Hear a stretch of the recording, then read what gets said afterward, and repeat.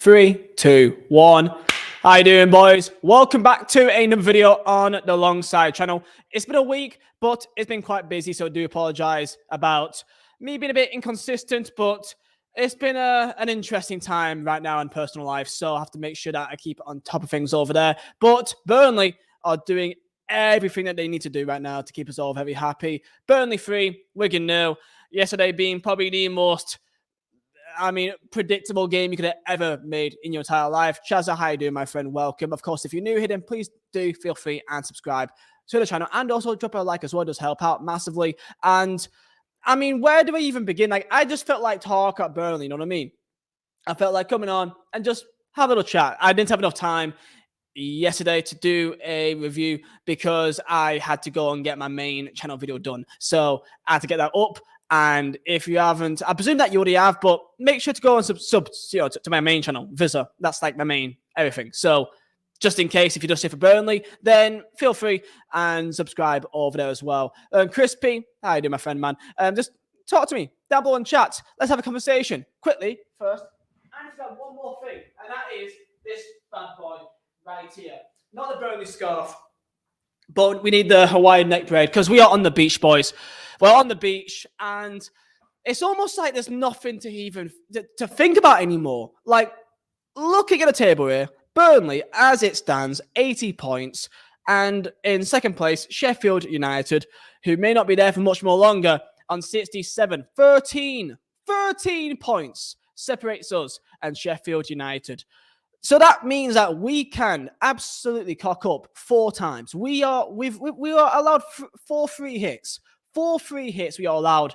And if we somehow lose 4 times in the last 10 games, considering we've only lost twice all year, we would still be top of the table.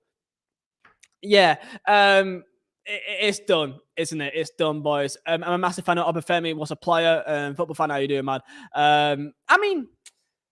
We could talk about the game yesterday. It was pretty much as routine as you can get, and I think it was a perfect all-in performance, other than maybe the last 10 minutes of that first half, which I think it gave people a bit more of a reminder of that Muric he is more than just a ball-playing goalkeeper. He's much more than that as well. He actually is a decent keeper at saving shots, like most goalkeepers should.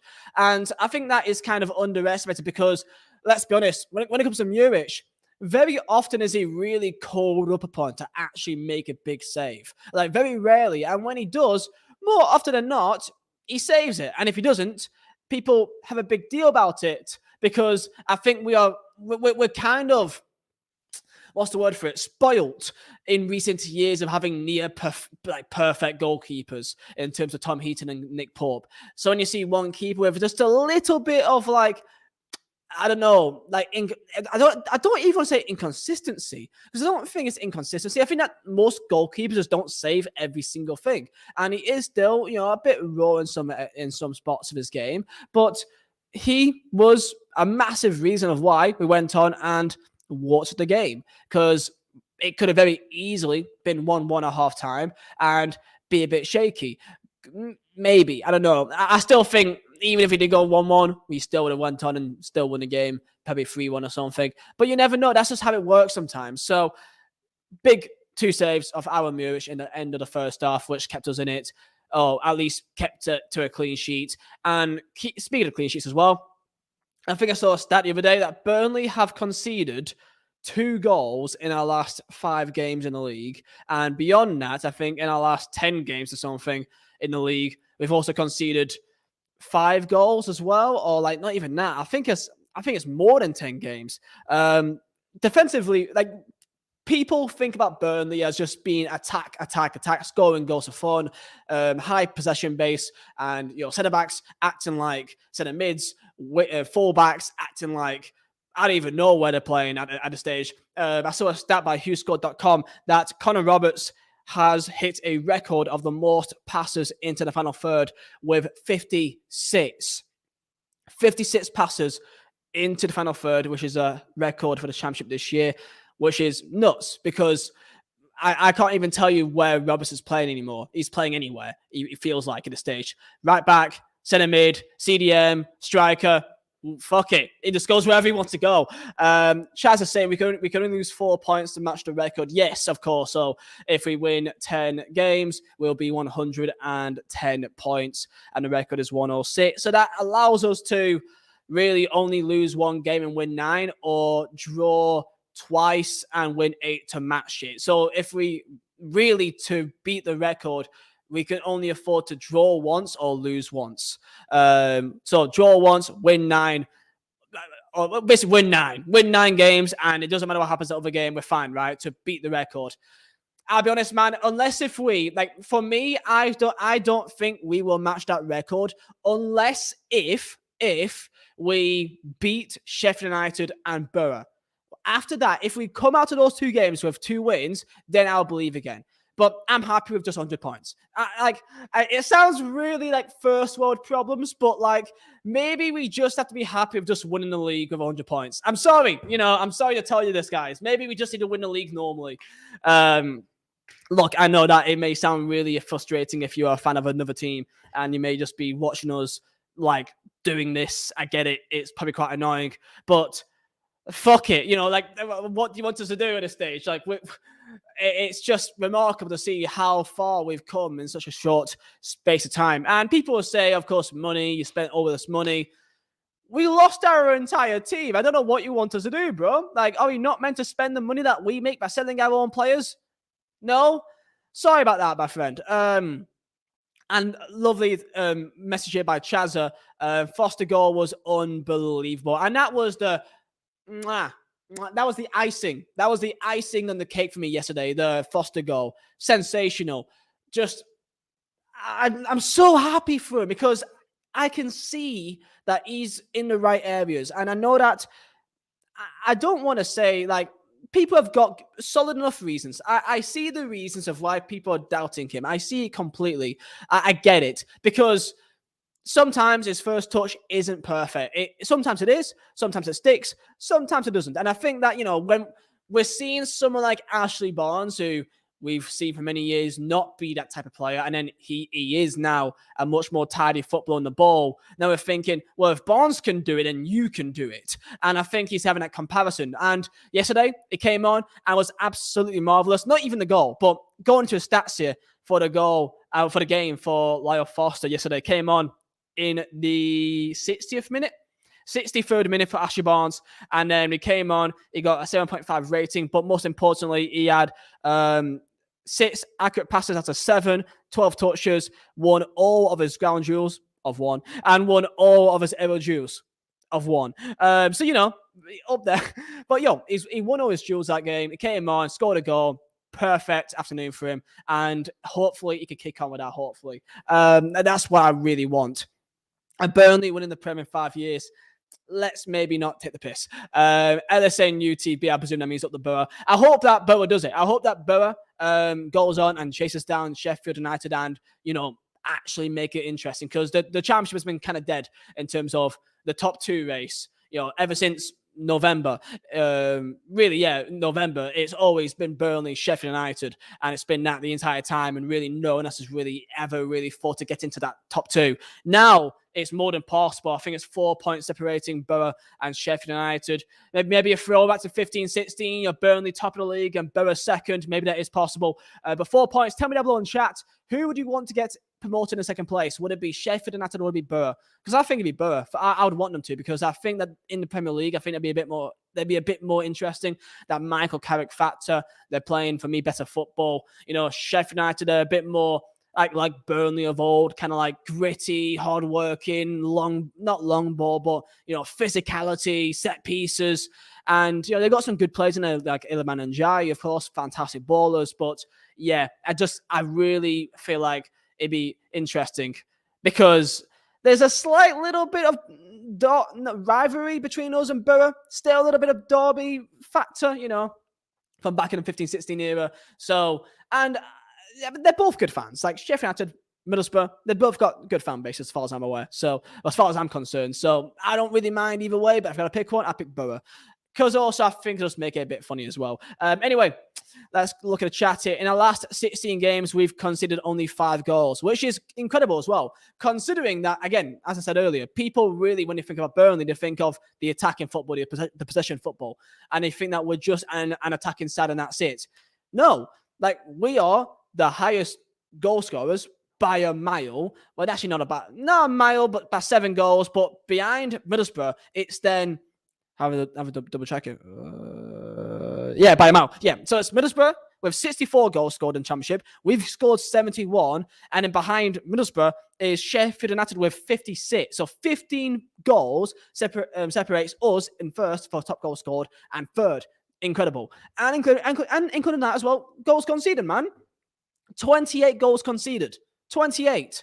That's crazy because, again, 5 goals conceded in the last 15 games, or 17 games actually, isn't it? 16, sorry. It's crazy, right? So, yeah, we're just sick. We're just class. We're just class, man. Let's say Borough do get second. Who do you think will win playoffs? Oh, God. I mean, in reality, you should be saying Sheffield United. I mean, that it would sound quite harsh if you don't say them, but I would love a Luton. Millwall. I would love a Luton in the Premier League. I think that'd be class. Or Millwall. I don't mind either. If I had to pick one, I'd probably say Luton. I think they may have a bit more. I don't know. I think they got more clinical. I think Morris is a better goal scorer than whoever they've got. Bradshaw or Fleming. Fleming is more of a 10 though, isn't he? But yeah, I'll say Luton to win the playoffs.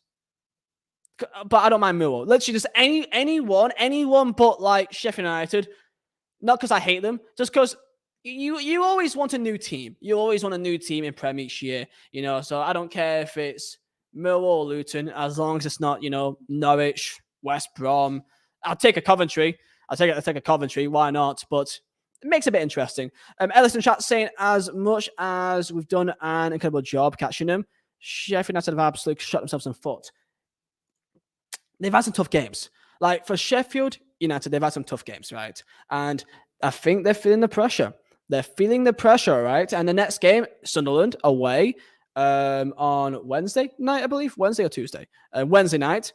That's another tough test. They've had some tough games recently. They've had Millwall away. They've had Borough home. They've had, I guess, Rovers away is technically tough, but I still consider Rovers dog shit, but that's just my own opinion. And then Luton as well. That's also a tough game as well. Even if it's at home, they still are a smart team in how they like attack your weaknesses. But anyway, going back into the game yesterday, like it pretty much was as routine as you could get. 3-0 win. We expect it so much. Teller a brace as well. Teller, I get why he stayed on the pitch for as long as he did, because he was on for a hat trick. But man, Teller was like gone. He was knackered by like the 70th minute, bro. He was knackered, man. Like he should not have been on the pitch for as long as he did, because I just think that he was just completely dead. In terms of like that edge of him, he looked a bit tiresome. So I get it, but yeah, Teller with a brace again, just in the right place at the right time. Ball just falls to him and he gets the job done. We could have scored more. Wigan again, they could have scored though in the first half. Alan Murich saved their bacon. And then, it's just possession. I mean, look at the stats here again. Look at the stats here. It's just teams don't know what to do when they come to Turf Moor, because they know that they can try to press us, but we're so good at breaking out of it 99% of the time, other than that one Ekdal situation. But yeah, 79% possession to Wigan's 21. Burnley, 27 shots to Wigan's 2. Oh, Jesus Christ, man. 5 big chances. I mean, 701 passes. I think that could be a high. Can someone check, actually? I'm pretty sure yesterday was the most passes we've made in one game. I'm very sure that 701 is the highest we've had. Let me check Huddersfield. We had 691 that game. Preston, maybe? 638. Maybe that was the most passes we ever had. Well, put that in our trophy cabinet as well. Let's go. And you could clearly tell that with some fans in the fan base or the majority, that they are already looking ahead. the Burnley v Cardiff home game, last game of the year.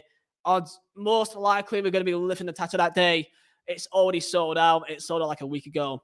I bought my ticket before someone tweeted out that it was like there was like 10 seats left like a week ago. So I got on there as fast as I could. I'm like somewhere in the gods on like the James Hargreaves block 8 or block 9. So I don't care as long as I'm there.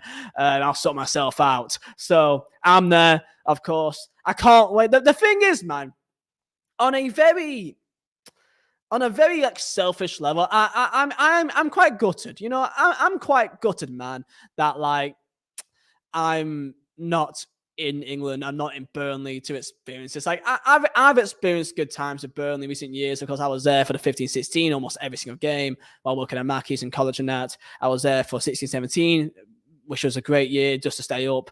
And then 17-18 European year, I was there for pretty much every single game. So I'm grateful that I experienced that in my time in my teens or 18, 19.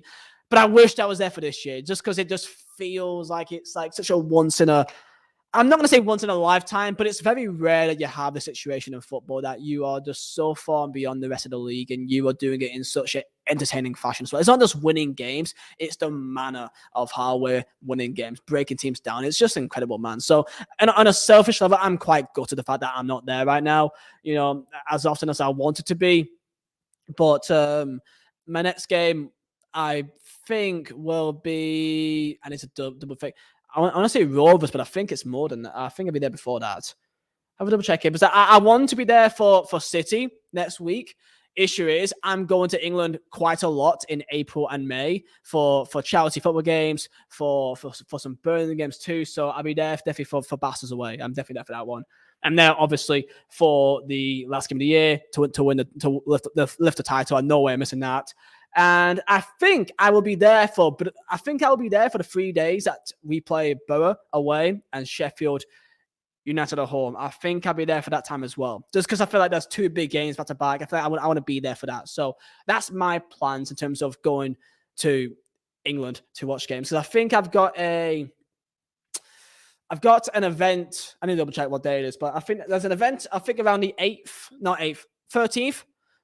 Something like that. Yeah, I think I got a game on 6th and then the 13th of May. So, yeah, do a watch along for the City game. I don't think I want to, just because I feel like I've done 2 watch alongs all year, and that was 2 losses, which we've lost like 4 times all year. And that was Sheffield United and also United away. And I don't really enjoy the watch alongs because like I can't really look at the chat. I'm scared of people ruining it for me. And then like I don't know. I just want to chill, you know, just watch the game normally. My camera's just dead. Give me a second. So sadly, no watch along. I just want to enjoy it. You know what I mean, man? So I hope that you understand. Let me just put the new battery in.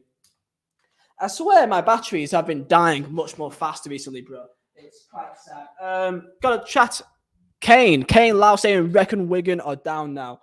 I think all the 3 teams in the bottom 3 in Champ always, I think they're all down, man. Yeah, Blackpool, Huddersfield, Wigan, you know, Cardiff, they're picking up some points when they need to. Rotherham, they're getting wins when they need to.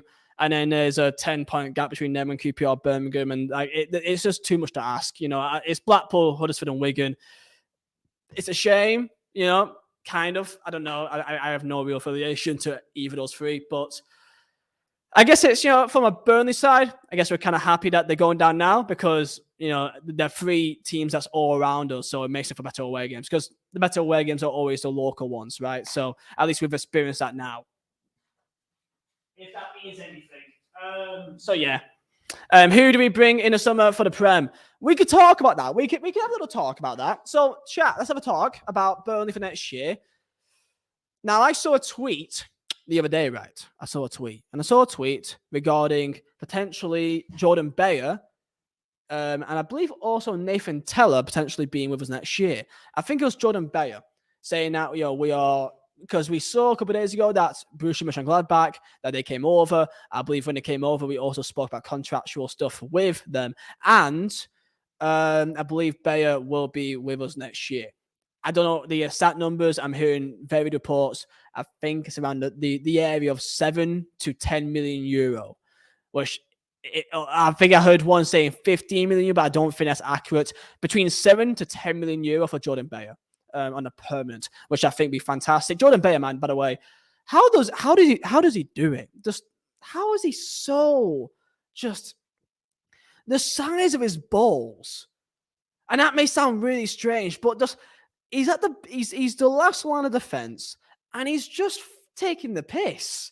He's just dribbling past one and then drops a shoulder and then just pings it and runs through the midfield. It's incredible, man. I don't know how he does it so consistently each time. It's nuts. So yeah, it'd be great for next year, him with Ekdal. Or I want to talk about Harvard Bellis as well. I think that we forgot how good he really is as well. And he will be back in the team soon. I'm convinced that City has a clause in his contract. I don't know 100%. I don't know that it is in there, but it's typical common practice for top 6 clubs to have a clause that guarantees him game time. So I think that if he is fit, he will go back in the team. But he's so good though. Like I look back at some stats the other day, and that in terms of like on the halfway line around that kind of time period, he's got the extra XT, means like predicted threat or some shit like that if you care about XG or XT or SS, which is expected shags or whatever. I don't know. But he's a great player to have on our team, and we're going to see what may happen with him next year. We definitely need a midfielder, though. It looks like Jack Cork. I don't know if he's going to be part of the plans for next year. The fact that he's been back now from injury or suspension for a bit, for a bit of time now, and he's not really played as consistent as he used to. Maybe that's because, maybe we simply just don't need another holding mid in that midfield, considering that we are so dominant on the ball without 2 midfielders. So I get it. I get why we just, instead of having 2, just have 1 and then just have more attackers in advanced areas. I get it.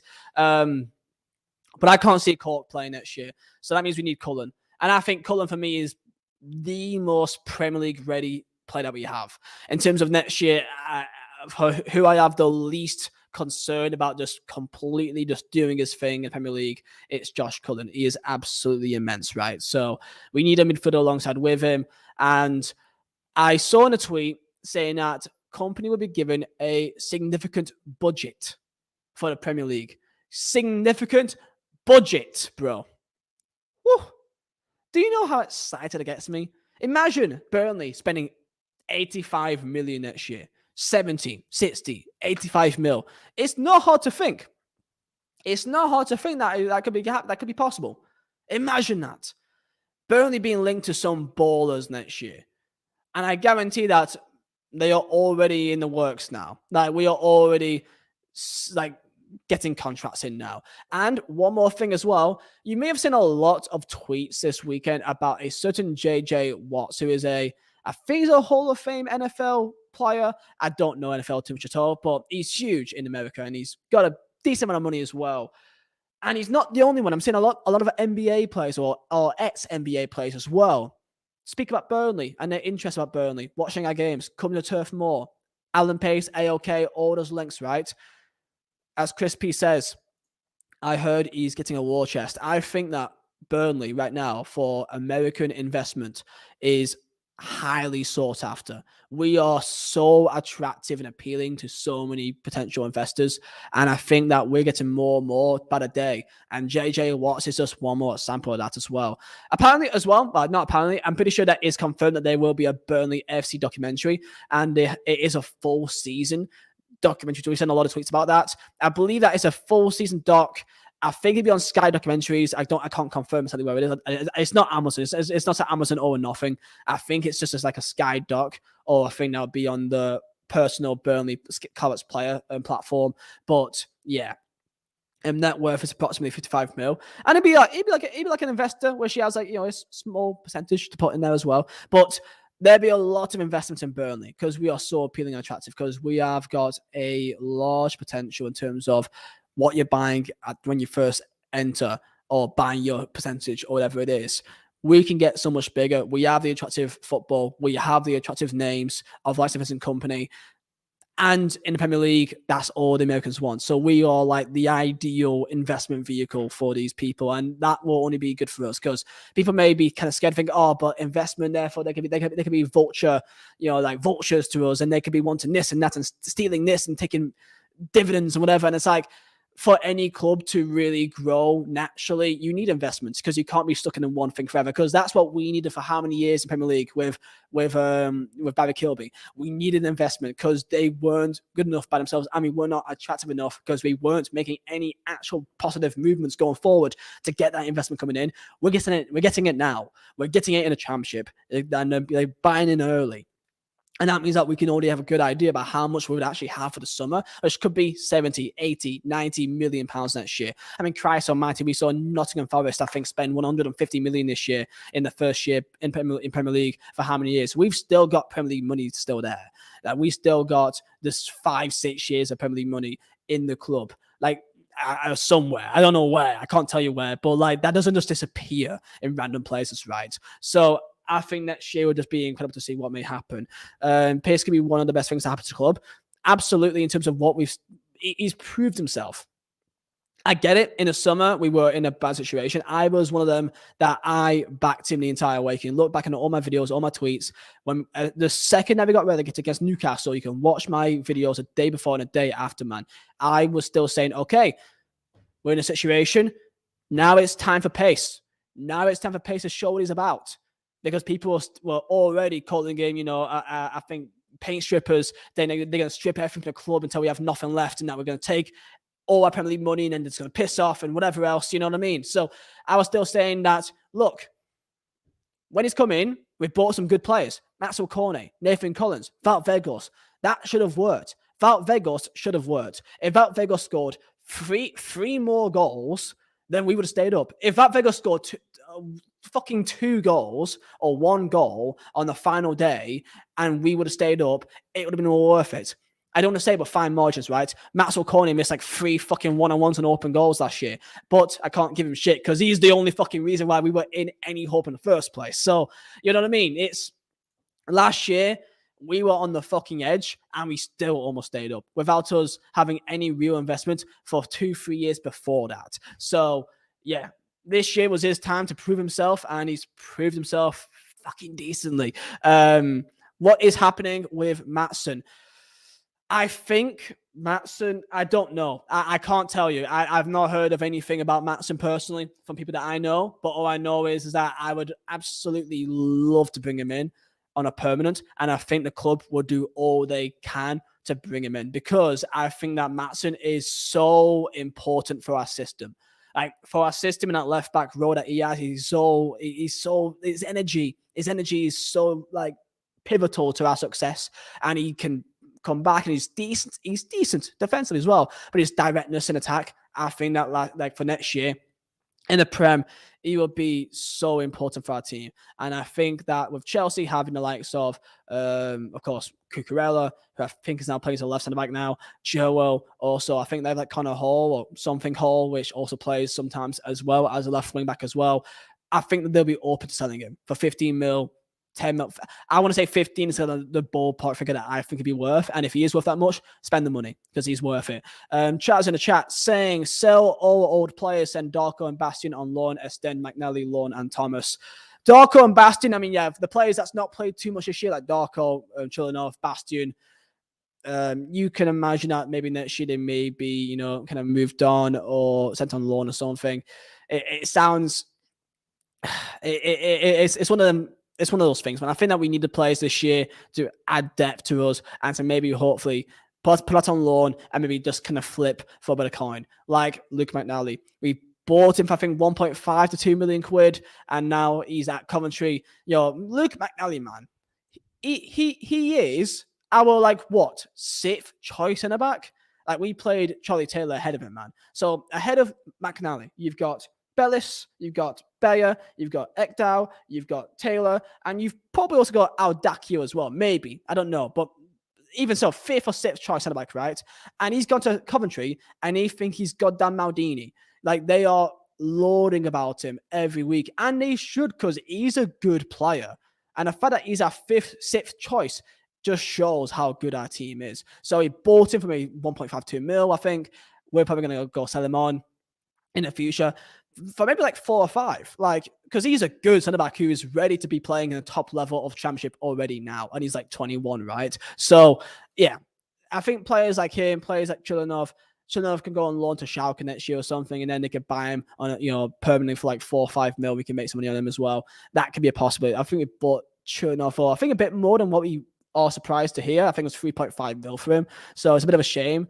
I still think he has something to offer, but when we have the wingers that we have with Zaroury, with Benson, with Teller, they're so direct, they're so exciting that Chilinov, he's not bad. Like, if he was in our team last year or any previous Burnley year, we would think that he's like fucking like, we would think his name more because he actually can take on a man. But compared to what we already have, you know what I mean? It's like, if Darko is not playing now, I cannot see him playing next year in Premier League. However, the squads do get bigger next year. On the bench for, I think, a championship, you have like 7 players on the bench you actually use. But next year you have like 10, 11 size benches, right? So I think that he is there to play a factor, in cup games, because we clearly can see that Burnley, Vincent Company, we want big squads. We want a big squad to use and for our advantage in terms of depth, in terms of cup runs, in terms of all this. And look, man, cup runs. We got City next week. Am I expecting us to go beat City? Absolutely not. But do I think that would give them a game? Absolutely. I think we can go to City, and I think we can maybe have a bit of a scare for them. I don't think we'll win, but I think we can probably score first goal and then maybe be a tight game. End up going to, I don't even know, man. I don't want to give myself hope because we've lost 5-0 to them like 18,000 times, but like, I'm looking forward to that game. It's the last game before the international break. I'm a big fan of the fact that the international break has happened like next week, because we got Benson and Jay Rodriguez and Bellis and all these players that can come back, and I don't think we're going to see Benson or Jay Rod until afterwards, because I don't think there's any need. There's no need to potentially rush them when they have got 2 weeks to be completely fine. Like, they are all in training, but there's no need to rush them, right? So we're going to see J-Rod and Benson after internationals. Sunderland at home. That's when we see them on the bench, hopefully. And it makes sense. We've got Hull on Wednesday night. Give me your predictions for Hull away. I think Hull are actually a decent side in terms of our home. Like, our home, I don't think they've lost at the KC. I think it's still called KC in like months, I don't think. Let me have a look. Yeah, the last time that Hull lost was before the World Cup, was the 12th of November. They lost at home 2-1 to Reading. So they've not lost at home for a long time, right? So they've been a bit of form.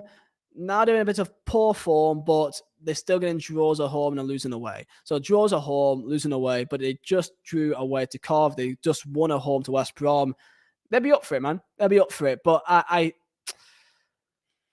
don't know, because our away games recently has not been like the most convincing. We had Luton, which we won, but like not convincing, just got over the line. We had Millwall, got a draw, but was still an okay performance. They were still decent for the most part. And then we had Blackpool, that was a bit kind of flat. You know what I mean? So I'm kind of anticipating maybe another sort of, Millwall kind of game, maybe against Hull. I don't know. You never know, because we went on to Norwich and beat them 3-0. Depends how we come to this game. Of course, Brownhill's still missing. We're probably going to be playing. We can't play the same team as Wigan. We probably have to play Cork with Cullen, as I think we should. But yeah, give me your predictions for the whole game. We got 3-1 Burnley from Chazza. We do always like to score 3. 3 is a lucky number for us, it seems. So I think I want to hope that we can keep that 106 points record dream alive, and that means we've got to beat Hull. We've got to beat them to have any hope, right? So I want to say we can win, and I think it'd be a tough game. I think it'd be similar to a Luton game, and I think it'd be a 1-0 Burnley. I think it'd be 1-0 Burnley. Maybe it's smacking at my heart. I mean, we've won so many games that, I should get away with saying I think we'll beat Hull. But it's just the fact that, away games recently has been a bit more lackluster in terms of performances. Other than maybe Millwall, Luton were a bit shaky, but we still got the 3 points. So I'm going to say Hull. I'm going to say 1-0 Burnley. Give me your thoughts down below in the comments. Of course, if you're new here, feel free and smash a like. And this was just a little chat, review, debrief, whatever you call it, about the game yesterday. I may do a podcast tomorrow, and we'll see you after the whole game. I probably won't do a review on the night. I'll do it the day afterwards, right? So I'll see you guys very soon, and up the goddamn Clarets. Peace out, boys.